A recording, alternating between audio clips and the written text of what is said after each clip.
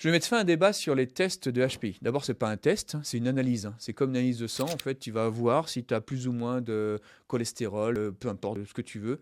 Et donc, en fait, quand tu as beaucoup de cholestérol, et ben, en fait, à partir d'un certain niveau, tu es appelé hypercholestérol. Et pareil, au niveau du HPI, quand tu as un niveau supérieur à 130, dans le test West par exemple, et bien en fait, tu es dans une catégorie qui s'appelle HPI.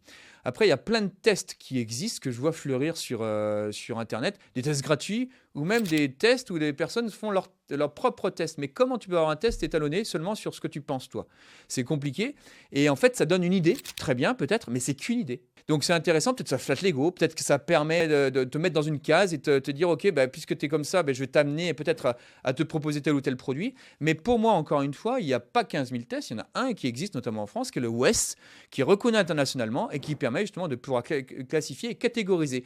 En fait, comme on est gaucher, on est droitier, comme dans le sport, il y a des personnes qui sont capables de faire du saut en longueur et d'autres qui peuvent aller très vite à la course à pied, c'est un potentiel. Et en fait, on caractérise ce potentiel avec différents subtests et notamment par ce test, le fameux test WES, qui est passé, alors souvent j'ai cette question-là, qui est passé chez un neuropsy et pour lequel il est important d'avoir un débriefing de ce test. Le test en lui-même, ou du moins l'analyse en lui-même, n'a pas beaucoup de sens. Ce qui est important, c'est le débriefing qu'il y a derrière que vous faites avec le neuropsy.